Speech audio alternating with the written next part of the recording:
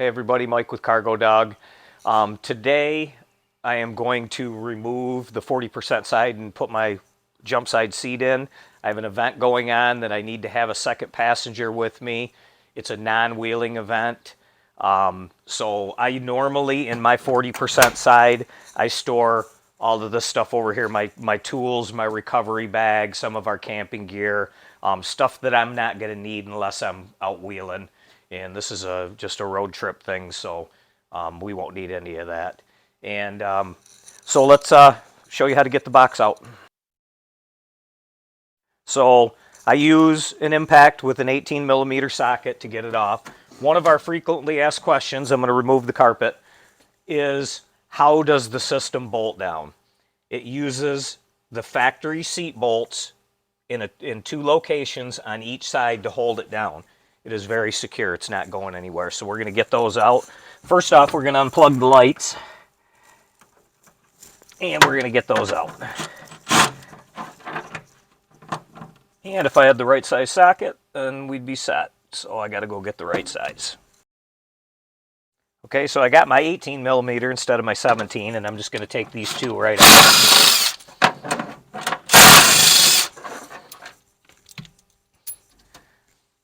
Now the box will just lift right out of there.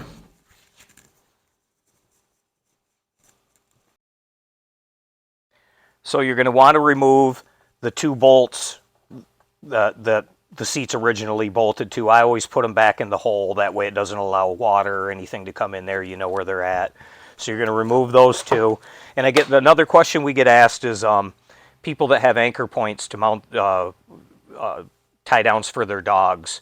And said, can I still use the seatbelt buckle? Yeah, you can. You can take it off the seat. You can bolt it here. You can bolt it here. You can bolt it here. Or you can bolt it here, wherever you need it to secure your dog down. So, and with the box in, it'll still be there, so you can use it. Okay, so now the seat's ready to go in. I've got my 60/40 bracket hooked right to my seat. It makes it easy to drop it in there.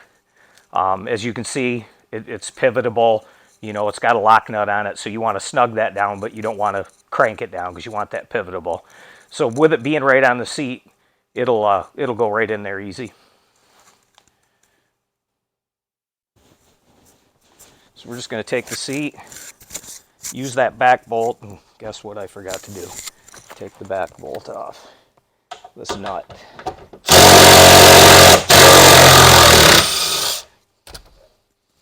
So you're going to use that as your mounting point to set it on. Once it's set on there, it'll go right in.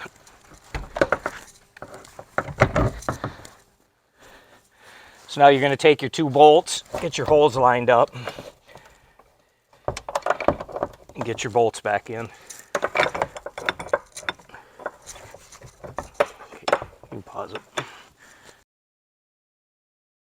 Okay, so I did forget another bolt that's down here. Remember, you got to pour out, or you got to take the three bolts and the one nut off to put it in. So we've got that now. We've got those back in.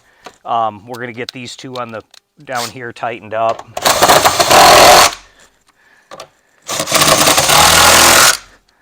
Now you can take and release your seat. I just use a piece of string to keep it tied up so it's out of the way. Get your legs down. You're going to put the two on the floor here.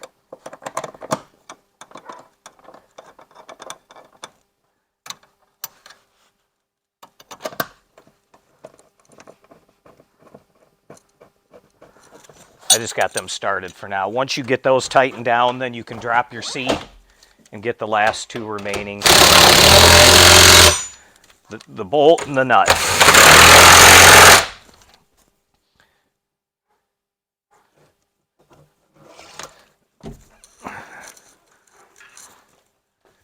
So the seat's back in. I still have to tighten that down. And again, the people with the seat belts, if the seat belt that's on this side, it can be hooked to that bolt. It'll still come up out of here, so you want to hook it up.